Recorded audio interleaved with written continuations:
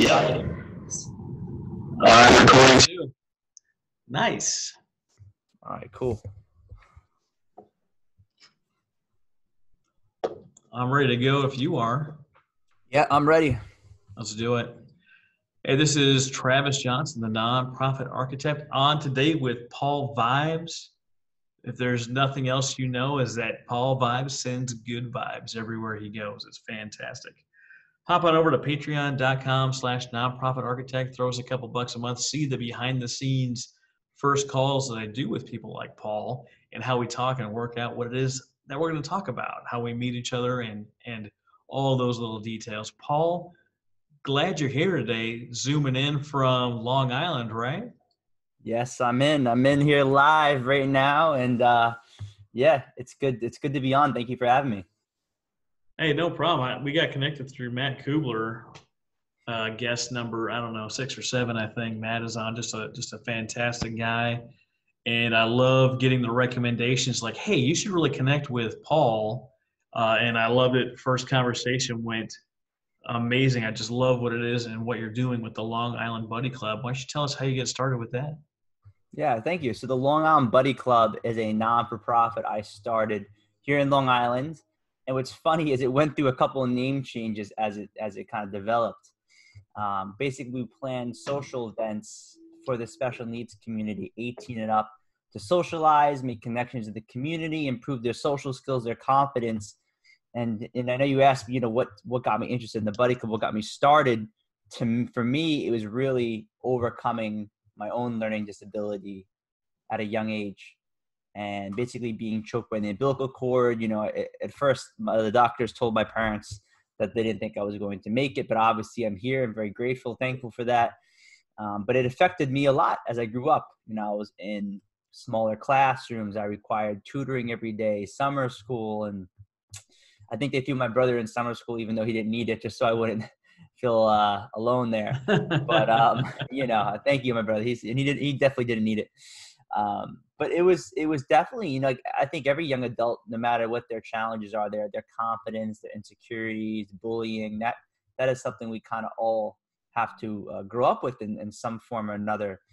But for me, my big turning point, my paradigm shift, whatever you want to call it, my awakening moment or something, whatever you want to call it, for me was actually through volunteer work. And I remember sitting there with a veteran. It must have been, I think I was in about 10th grade. And it was during a club called Project Tolerance. And we were volunteering at the VA hospital with the veterans. And I remember just sitting there with the veteran. We weren't doing anything fancy. We weren't playing a board game. We weren't even just having a conversation. And it was in that moment that I was realizing that we as individuals, not just me, but we as individuals, have the opportunity and the ability to make a difference in someone's life. And I saw the difference I was able to make on this veteran's life just by listening. And I realized, like, holy crap, my learning disability, my sexuality, the amount of money I have in my bank, my IQ score, where I live, none of that stuff matters. None of that matters. And it was in this moment that I had this realization. And I remember after that day, I just had this realization of, wow, like I'm so much more than I thought I was.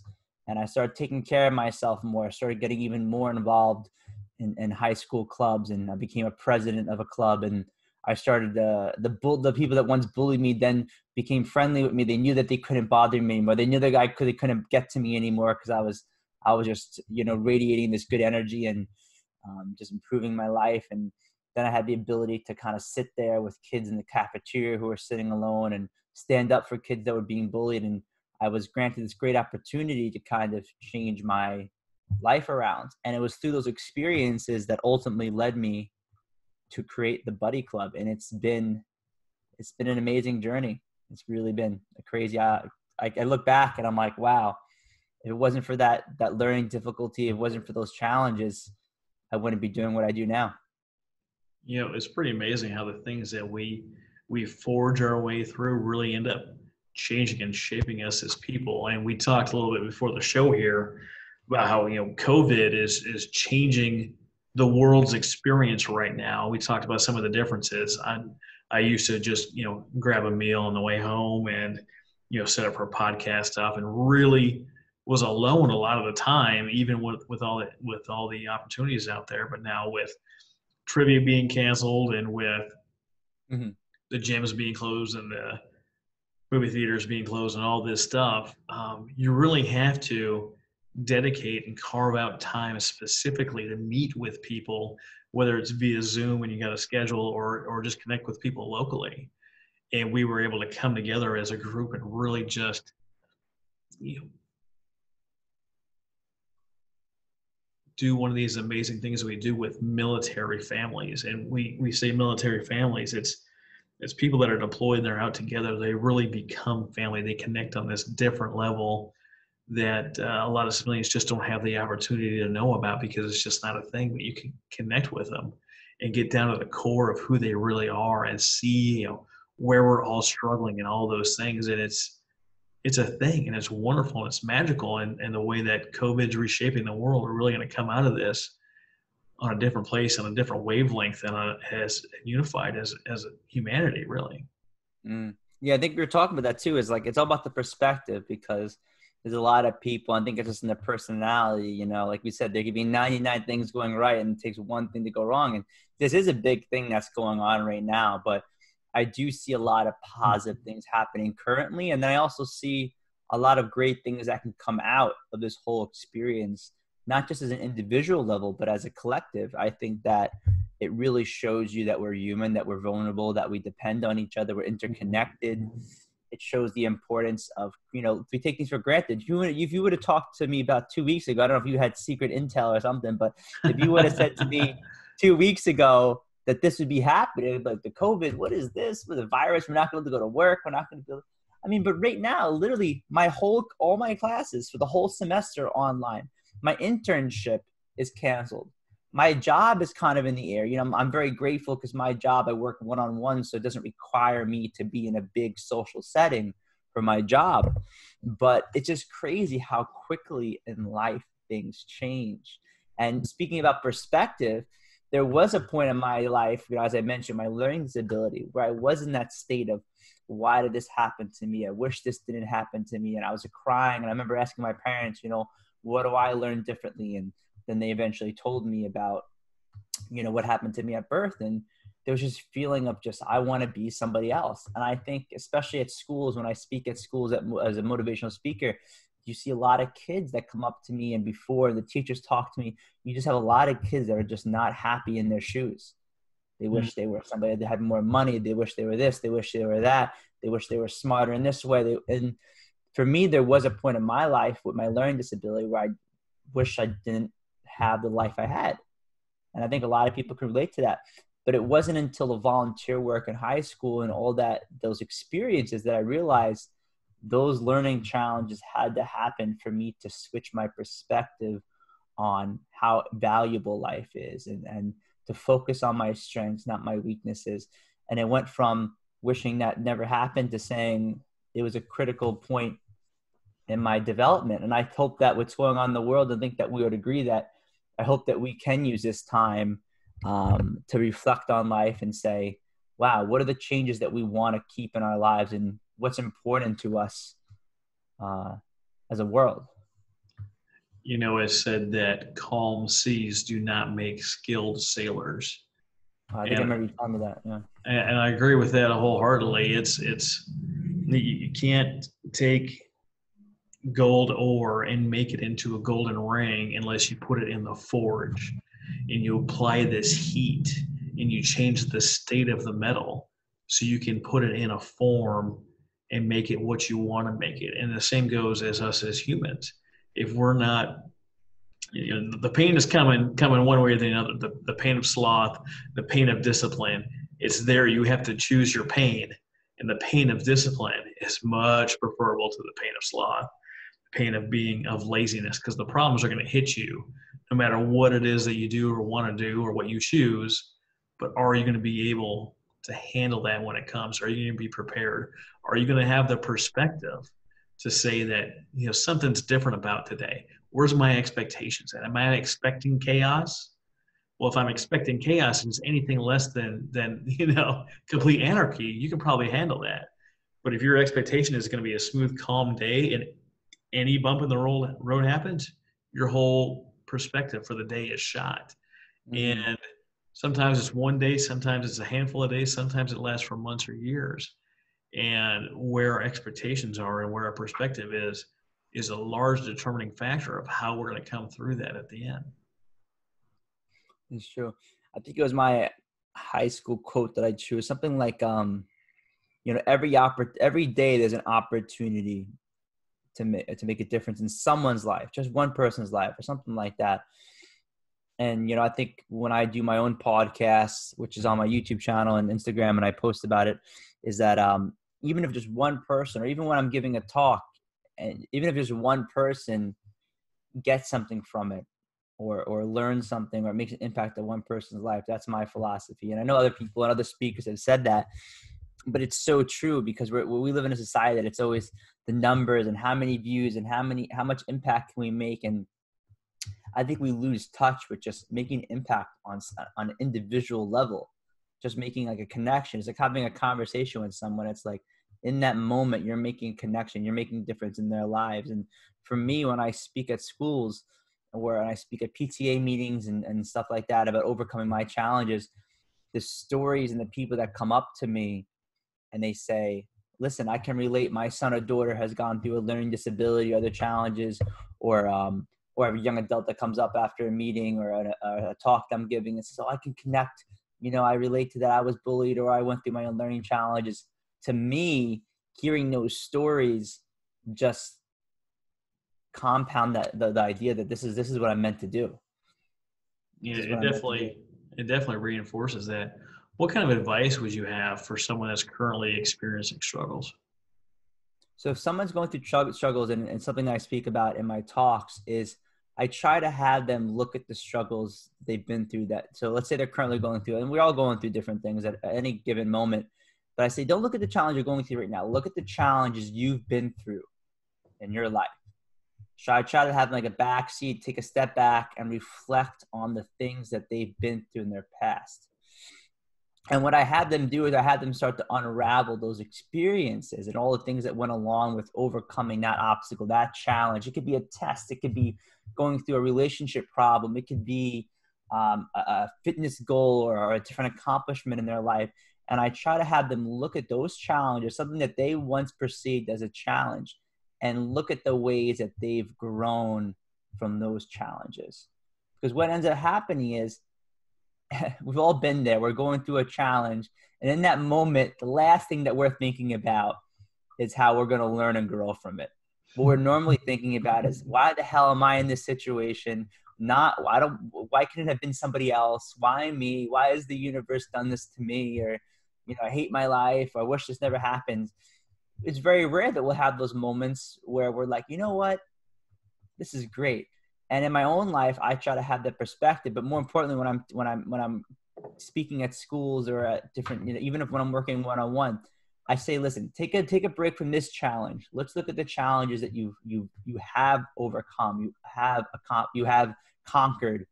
And they go, oh wow, yeah, I wouldn't have learned that if I didn't go through that lesson, or I wouldn't be doing this if it wasn't for that challenge, or I definitely wouldn't be as strong or as smart or as wise if it wasn't for all those challenges that they've overcome. And in a way, in some of my clients and the people I listen to after my talks, is one of the ways they described it is, I remember hearing something on the lines that there's a new excitement in the things that I'm dealing with right now. There's a new excitement of, even though I may not love and enjoy it, there's new excitement because I get to now discover new ways and mindsets, and I get to improve my tools and improve how I handle life once I get through this challenge.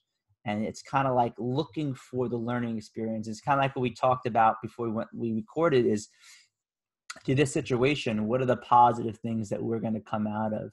And I really believe that it's up to us to kind of say, you know what, after this is over, I'm still going to be a little clean. I'm going to make sure I wash my hands after walking out of the bathroom. It could be a small thing like that. And it could be a small thing like, you know what, I'm going to support more local businesses because I know how much they struggle when times are tough. Or I don't want to just call my grandparents and loved ones when there's a health crisis. I want to make sure that I keep in touch with them always. So to me, to answer your question, it's all about switching their perspective on the challenges that they're dealing with. You have a very positive outlook, and you send these great vibes. Some call them Paul vibes, All and about it, oh, cheers. loving the mug, loving the mug. Yeah, let me know when those are for sale so I can get one. Definitely. Thank you. Um, it there needs to be more people that are interested in sharing and spreading the things that you're doing, not because it's under the Paul Vibes brand, but because it just makes sense as a society. We talk about all these things that bother us, and there's videos out there where they talk about, oh, I can't believe I was just delayed at the airport for 40 minutes. 40 Oh minutes. no. And you're like, it used to take like years to go across the country, and people would die and would be born along your travels, and you wouldn't even show up with the same crew that you had. But I'm sorry, your coast to coast flight got delayed 40 minutes. I guess the Oh. world's going to end now. And I'm not saying that to discount people that are having those struggles for whatever reason or focusing on them, but the myriad of struggles that we have as an individual, as a family, as a society, they're astronomical, and they can be as good or as bad as the person going through that struggle, and the network of people that they have around them, with people like yourself, Paul, that are pumping those good vibes out there and letting us know that we're going to make it. I think that makes all the difference in the world. Yeah, and like you said, it's not to discredit. I think, I'm going to school as a social worker, and I remember talking to my own therapist, because they recommend in social work, every social worker needs a social worker. Like every sergeant needs a sergeant. Like you're going to need a command just because you're in command of a group. There's someone in command of that commander. And then the point is that and it's funny because in my second part of my main talk, I talk about the importance of seeking help and seeking resources.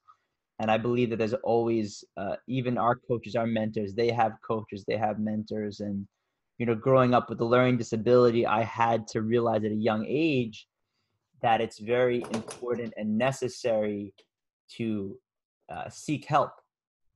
So growing up, I didn't know everything. I needed help. I struggled in certain subjects. But what I learned at a young age is, maybe I'm going to have to spend my lunch period and focus on this subject. Maybe I can't go out and play right away. Maybe I need to get this homework done because I know that I'm going to have, it's not going to get done if I don't do it right away. So to me at a young age, it allowed me to focus on what I needed to focus on, but also to be very self-aware of my strengths and weaknesses. And I think that's something that, we struggle with as individuals is, do we focus on our strengths or weaknesses? How do we really ask for help? That's a big struggle. I think right now, more than ever, we need people to reach out, especially young adults who are dealing with different mental health problems and different issues. You have a lot of kids that the stigma around mental health, the stigma around bullying and drug use and all these things, it's hindering young adults from actually reaching out to, it may not be their own parent. It could be a friend's parent. It could be reaching out to a guidance counselor. I think that we need more young adults, and especially in this time with everything going on in the world, we need people in general to not be afraid to, ask for help. I have a 17-year-old daughter, and I was talking to my friend earlier today about some of the things that she could do to improve her situation.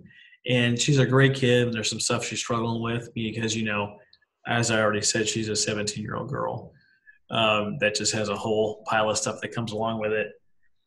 But there's areas that she really needs to ask for help on, and this and that. And the person I was talking to, and I was like, so when did you finally figure this out? And they were like, oh, kind of like when I was 35. I was like, oh, okay. Like, like many, many years after, this situation happened. And, I talked about this in another episode, but we're at this place somehow, for some reason, we as a society have collectively decided that it's not okay to ask questions. Mm-hmm. And that's a garbage philosophy. It's complete garbage. We have Google. You can say, okay, Google, tell me the whatever. I'm sure we have Siri and whatever, every other personal assistant, digital personal assistant out there. You can ask anyone any of these questions. And it's nuts because all these resources are available, but for some reason, if we're in person to talking to another one, that we for some reason can't ask a question. And what kind of sense does that make? Mm. I mean, there's some stupid questions out there. There's a couple that exist, but by and large, it's okay to ask a question. Hey, what was that place we went to last week to eat? Or I don't remember in fifth grade who invented the cotton gin, or whatever question comes across your mind. In the nonprofit world, you might have questions like, Oh my how do God. I run a digital meeting now that we can't meet in person? Or how do I Mhm. run a digital event? Or how do I have the Long Island Buddy Club in a place where COVID means we can't have groups of however many people? Like, how do you address a challenge like that? Yeah, well, I think that the first thing is there are those people that shut down, right? When there's challenge, like they shut down. I can't handle this. I don't want to do it. But I think people like you and I, and especially with their experiences with non-for-profits, is you got to learn to adapt. Hence why, first of all, I knew that we would be doing this video streams and, recordings anyway. But what I've been doing, for example, with my podcast is I've been doing all of mine through video currently, Mhm. because I still want to meet people. I feel like I still want to connect with people. And I feel like a lot of the stuff that we're talking about offers value, especially in this time. I just had a podcast with someone who's a podiatrist, a foot doctor, and she uses essential oils, and she talked about using essential oils with the health crisis going on and everything now. Different oils that can be helpful with our health and our immune system. And then I had somebody else on who was a spiritual life coach and amazing human being, and offering help. And we did a guided meditation during the podcast. Super cool. And to me, during this time, or anytime people are going through challenges, don't be afraid to ask people who know better than you. And I don't know who this is from, but there's some quote that says something like, never be the smartest person in the room. And I'm telling you, I'm very rarely ever the smartest person in the room, because my whole philosophy in life is I'm a student of everything and master at nothing. And, I don't mean that, say that to put myself down, but I really mean that because, I want to keep myself humble, as I expand, as I started a not-for-profit, as I now, I'm speaking at schools. A lot of people put us on pedestals, right? I'm sure even you too, it's important to stay humble. And what's funny is when I'm giving these talks, people are always like, how do you do that? How do you have the confidence to do this? And I say, I truly believe that each person in the audience can be up in front of a stage and talk about something much better than what I could talk about. So what I mean by that is each person has their own interests, their own hobbies, their own passions. And I remember giving a talk recently, I think I mentioned to you, at a special needs center, and some of those individuals were just calling out. They were so passionate about different things. They were sharing these intense challenges that they've been through or currently going through. And I felt motivated just being in their presence. And somebody said something really inspiring and really cute. And I went up to the front row of tables and I pretended to sit down. I said, guys, I don't need to be standing up here anymore. You guys should be up here. You should be leading this talk. And everyone started cracking up. But I truly believe that each one of us has our own gift, our own passion, and each one of us could be in front of that stage just as much as I can and speak about something that interests them. I know I kind of went off there, but to answer your question, I just believe that people shouldn't be afraid to ask for help and to seek other professionals to kind of learn how to adapt in this time. I'm not sure if I answered your question or not.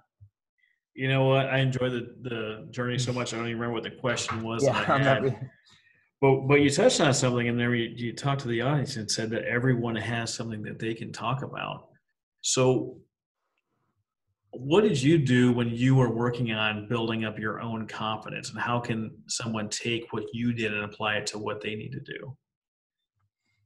Yeah, so good question. So after that experience of that veteran, I slowly started making changes in my life. So I said to myself, okay, I just made this impact on this person's life. Definitely want to keep doing this stuff. I enjoy it. So I kept getting involved in this club called Project Tolerance. And the founder, the person, the director, the whatever you call it, the administrator, the teacher who started that club, he also happened to be a social worker. And I think he's definitely one of the inspirations of me becoming a social worker myself. But what's funny is I started helping him write the agenda. I said, could I type out the agenda for the meeting? I had no plans to be a president or speak in front of the class. I just said, hey, can I help you type out the structure of the meeting? Then I started doing that. He said, hey, you just type, why don't you go in front of the club today and talk about what we're going to go over? I said, oh, okay. I was a little nervous. Started doing that. And then I started inviting new kids into the club. And then I started taking on a leadership role. And even outside of that volunteer experience, I said to myself, okay, what can I control? I can't control the fact that I have a learning disability. That's something I have to learn to accept and work with. But wow, I can start focusing on my diet. I can start focusing on my fitness level. I can go to the gym before school and after gym and end of my lunch periods. I could focus on reaching out to kids standing alone or sitting alone in the cafeteria. That's within my control. So I said, how do I focus on what's in my control rather than what's outside of my control? And what's in my control? Well, I can focus on my free time, focusing on the subjects that I struggle with. I can focus on my fitness. I can focus on my health. I can focus on making a difference in the community through volunteer work. So for me, my advice is, even as a speaker, is to focus on the things that are in our control. And I know it's said often and it's said a lot, and a lot of people say it in a lot of different ways, but I think it's something that we forget. We all seem to want to focus on what's not in our control rather than the millions and infinite of things that are in our control. So I think for me, that's my biggest advice, is to focus on the things day by day that we can make a difference in. Yeah, especially in this environment, it's really easy to get spun up about the future where we're not sure how this pandemic is going to affect our business, our life, our future, our school, our relationships, our retirement, pick the thing. You can get spooled up. And I just ran through a quick list there. I was getting fired up, right? Yeah. But I don't need to make it that far. I just need to make it through the next 10 minutes. I just need to make it through the next hour, the next 5 hours. I just need to make it to the end of the day. I just need to make it through the night. I just need to make it through the end of the week. And when 100%. you can get those little smaller chunks done and those little steps along the way, before you know it, you're well on your way. You reach your goals, you're past your goals, and you're on to the next thing before you know it. But if you try to look at the top of that mountain from the bottom all in one shot, oh man, I can't get up to the top of the mountain today. But I can put on the right socks and I can work hard and I can get to that next base camp. Yeah. Or I can pack the food I need and look over the map that I need and fine tune my navigation and make sure I have the right guide. You mentioned coaches earlier, and we've got the news that devastated all the New England fans when Tom Brady signed with the Buccaneers. But what's amazing to me is someone at that caliber, at that level, that, love him or hate him, he's an amazing quarterback and an amazing leader. He still has a coach and a group of coaches that give him feedback all the time, that help him tweak his game, that help him refine his stuff. He still has a team, a personal trainer, a personal chef, all these people around him that help him get better. Someone that's at the top of their game, who's into his 40s and still crushing it in professional sports, where that's, really outside the lines. There's only been a handful of people that have done well in their 40s, just, by the nature of the beast. Mhm.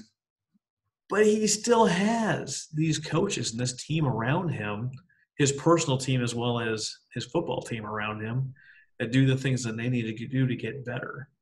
And so many of us, whether it be in life and business or nonprofits, are unwilling to ask for help, ask for direction, ask for suggestions, ask someone to be their mentor, ask someone to be their coach, willing to pay a coach or a consultant to come in and be like, I'm not meeting my goals or my thing. Help me dissect this. Where am I doing good at? Where am I doing bad at? What have you seen from your experience? Too many people are not willing to do that and take the steps that they need in order to really fine tune and hone in to what their mission is. You mentioned something earlier about really focusing you're good on. Should I really do what I'm good at? Should I try to get all my other stuff better? Where should I put my energy and my effort? Now, I know me personally, I do really well having an interview with a person. For me to just hop on a camera on my own and just talk, I'm awful. I sound terrible. I don't know what I'm talking about. The Mhm. ums and the ahs and the whatevers just flow from me like I've never spoken before. It's disgusting. And I'm also not good at the tech side. What I am good at, as far as I can tell, maybe you'll tell me I'm wrong. Maybe I people think you're actually give me some comments and feedbacks and be like, "No, Travis, you're terrible. You need to stop doing this." good. Right? No one tells me, right? But I really enjoy connecting with people and getting down, behind the armor and behind the scenes and seeing what they're all about and seeing what they're doing. And I've got a team that does the production. I've got a team that puts together the t-shirts and the quotes, and I've got a team that does all this stuff. And the things that I'm really good at is connecting, coaching, consulting, guiding, teaching. Those are the things I really excel at. And all the other stuff, I pay someone else to do that stuff. And it's the best. I mean, like it takes a village. It really does. And I look back at when I was running my non-for-profit, and I think I mentioned to you that we teamed up with another organization because, as you know, it's not a competition. If you could team you and bring your resources together, like you said, you have people that do your t-shirts. Yeah, you could do the t-shirt stuff and that stuff, but is that really where your skill set is? It's maybe better for you, like you said, to pay someone to do it.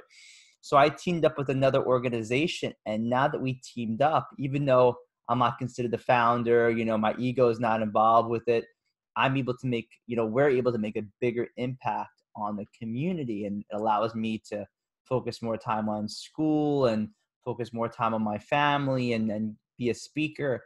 But what's cool is if you would have told me years ago, early in my spiritual development, that I'd be merging groups, I wouldn't have been against it. I'd be like, oh, but I put all this effort into it. It's my group. It's my organization. Because it went through a transformation before it was even a non-for-profit job. It was called Paul's Buddy Club. Mm-hmm. And I don't know if I give too much detail, but the first couple events that we would do is before four of us cafe getting a coffee. Then it'd be a couple of us going to the movies. And it was called Paul's Buddy. And all we had was a Facebook group. We didn't even have an email list, I don't even think, at that point. But then what happened was their friends wanted to join our events. So instead of me calling a dozen people every other weekend to do whatever event we had planned, I created an email list. Then eventually I created a website. And then I'm like, you know what? Why don't we turn this into a non-for-profit? We have parents that want to donate. We have people that want to get involved. And I said to myself, I want to enjoy this group just as much as I am now before it becomes a nonprofit. And I'm going to make sure I enjoy the process when it is a non-for-profit. That was the most important thing because I was never getting paid for it. It never was about the money. It was never about that. My only philosophy is I only want to be doing in life what I enjoy. And I said, if any moment comes up where I start dreading it and it becomes work more than pleasure and enjoyment, then I'm going to have to reevaluate what I'm doing. And luckily that time has never come. There has been challenging moments like in any for-profit or non-for-profit. As you know, there's a lot of stressors and responsibilities that come with running any organization, whether you're making a profit or not. There's always obstacles and challenges that come your way. But to me, I said early on that my most important thing is to enjoy it. And like I said, I went from Paul's Buddies to the Northport Buddy Club. And then we just recently, about 2 years ago now, I think we changed the name to the Long Island Buddy Club. Because what happened was we were expanding from obviously outside my town of Northport, which is in Long Island, New York. We started inviting people from all across the island. And what was crazy is you would have some parents and some individuals that would literally travel an hour and a half to come to these events because there was such a need for these social gatherings.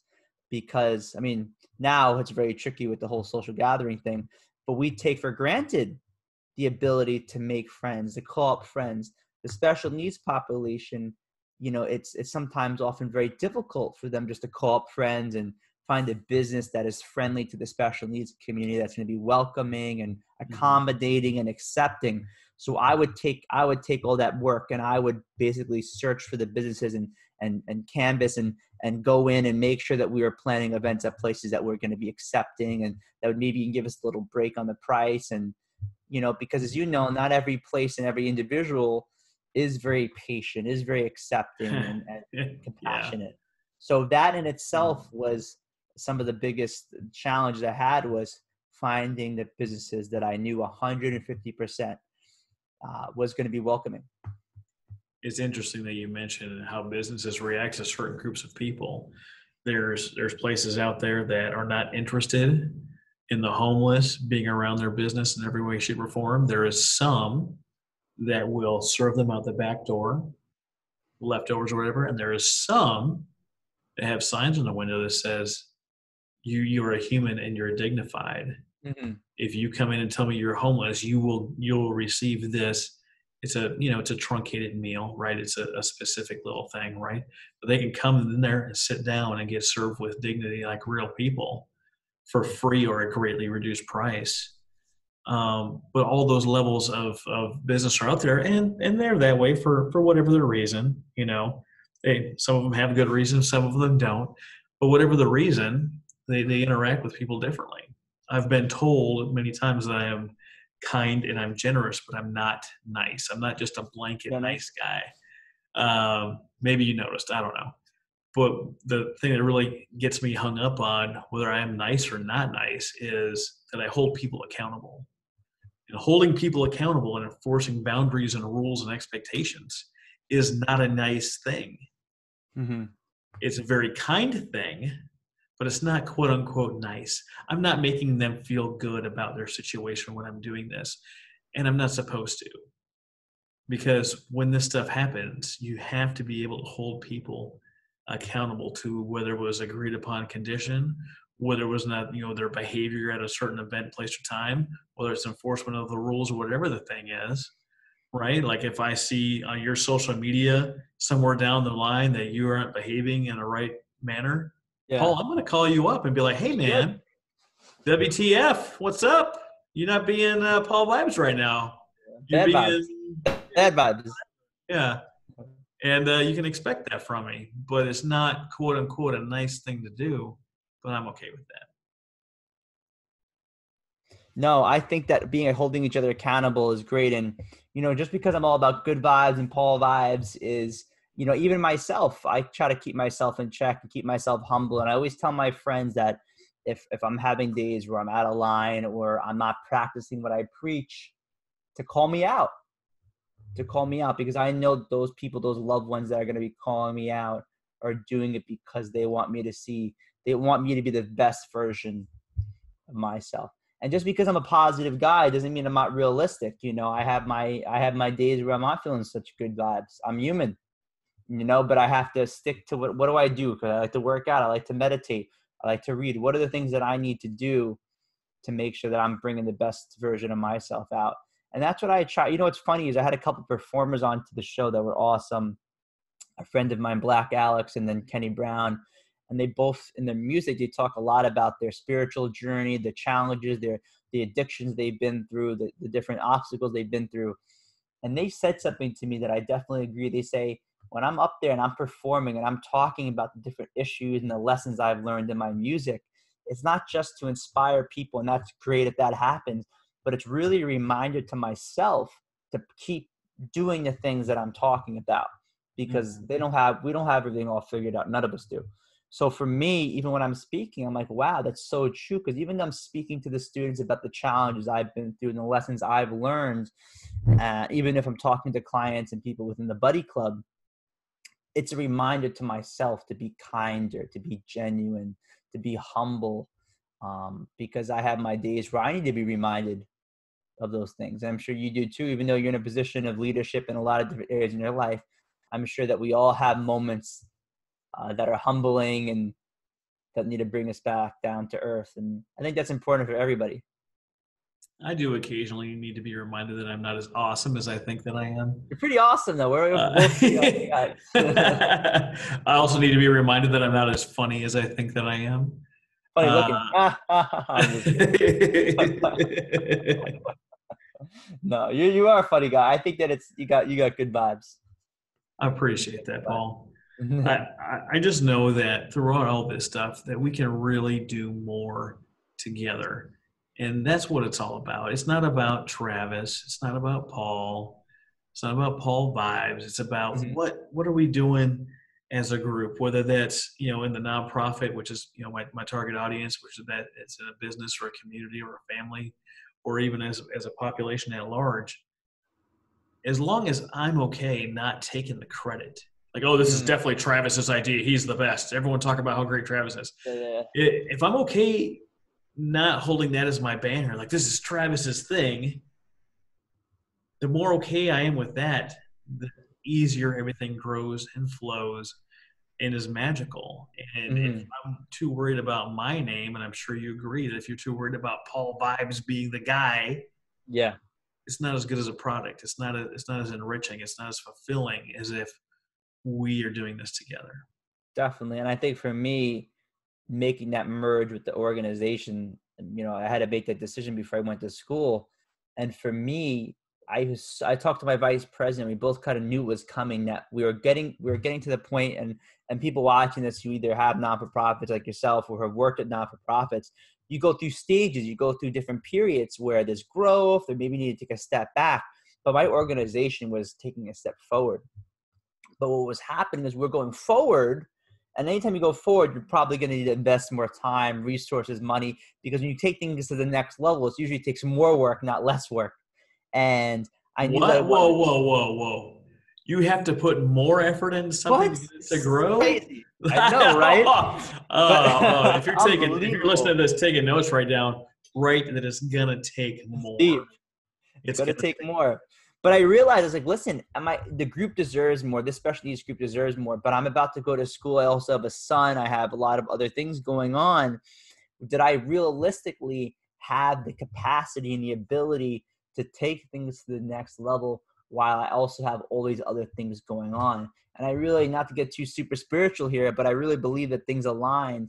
I ended up, like I mentioned earlier, teaming up with another organization, which everybody can look up. It's called Positive Behavioral Support Services. They also have an office here in Northport, and they do things very similar to the Buddy Club, where they plan events. They also have a larger budget. They've been doing things for longer than I have. And now I sit on the board to this organization, PBS, located here in Northport.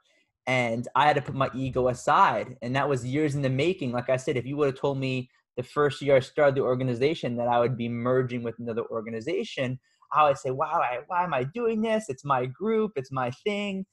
And to be honest, people joke about the whole Paul Vibes thing, but it's funny because most of my mentors and coaches who are motivational speakers and authors, they normally use their first and last name. So for example, I have a very successful friend. He goes as David Flood. So it's davidflood.com or jimryan.com.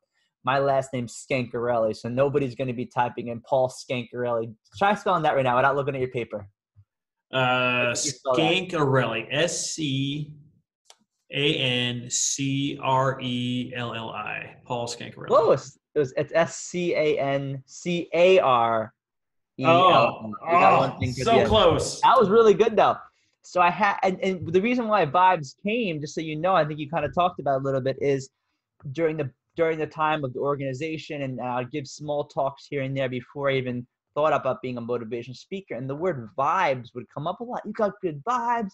And I think someone joked around, Paul Vibes, you got that Paul Vibes. And I was like, wow. I was like, Paul Vibes. I'm all about the good energy, the peace. And I don't know if you saw my, I used the peace sign for the V. Yeah. And it was just a way to brand myself. But I constantly remind myself that it's not about me. It's more importantly, like it's the change that we make in the community. And I just want to end on this point, is that when I'm speaking at schools, it's not to inspire kids to make that same impact on the special needs community. If that's their calling and that's what they want to do, that's wonderful. But more importantly, I want young adults to find their own change that they want to make in the community and follow through on that change, whatever that means to them. Whatever change they see is needed in their community and that they're passionate about, I want them to make that change. They don't need to follow in my footsteps. They don't need to do what I do.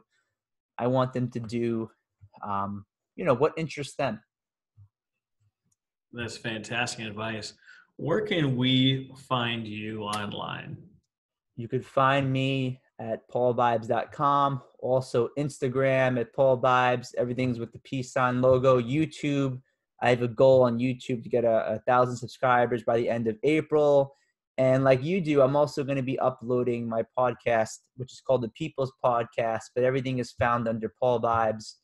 I'm going to be uploading to iTunes and iHeart and Spotify. And I think you and people like Matt and you have inspired me to kind of expand where I put my podcast. And I love watching your development and all the stuff that you guys are always like involved in everything online, and you guys have great content. So I always love watching you guys. I appreciate that. We're working hard on it. I know Matt is too. Thank you so much for coming on today, Paul. Love having you guest, and I can't wait to see where you go and what you do with the People's Podcast and the Paul Vibes brand. And I'd love to have you on there soon too. Let's book it. All right. Send you good vibes. Thank you so much. Thank you, Paul. And that's it, man. That's a podcast. Cool. Were you able to record it too? Yes.